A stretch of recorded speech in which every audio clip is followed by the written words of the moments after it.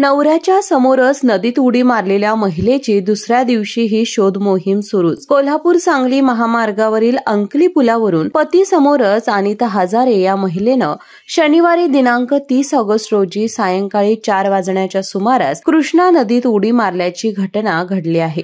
ही घटना घडल्यानंतर परिसरात खळबळ उडाली असून घटनास्थळी मोठ्या प्रमाणावर गर्दी जमली होती। घटनेची माहिती मिळताच जिल्हा आपत्ती व्यवस्थापन कोल्हापूर अंतर्गत वजीर रेस्क्यू फोर्स आणि SRF कोर्स सांगली यांचं पथक तात्काळ सक्रिय झालं। सांगली नगरपालिकेच्या बोटीच्या सहाय्याने शोध सुरू केला, मात्र अंधार पसरल्याने रात्री शोध मोहीम थांबवली। आज रविवार दिनांक 31 ऑगस्ट रोजी सकाळी 6 वाजता अनिता हजारे यांचा शोध घेण्यासाठी शोध मोहीम सुरू करण्यात आली। शोध मोहीम अंकली पुलापासून सुरू होऊन अर्जुनवाड पूल आणि म्हैसाळ धरणापर्यंत राबवण्यात आली। स्थानिक प्रशासन, पोलीस आणि बचाव पथकांनी संयुक्तपणे नदीचा संपूर्ण परिसर तपासून काढला। मात्र आज रविवार दिनांक 31 ऑगस्ट रोजी दुपारी 1 वाजेपर्यंत अनिता हजारे यांचा मृतदेह सापडलेला नाही।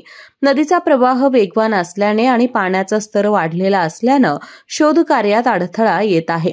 शोध मोहीम तात्पुरती थांबवण्यात आली असून उद्या सोमवार सकाळी पुन्हा शोध मोहीम सुरू करण्यात येणार असल्याची माहिती वजीर रेस्क्यू फोर्स पथकाचे प्रमुख रऊफ पटेल यांनी दिली।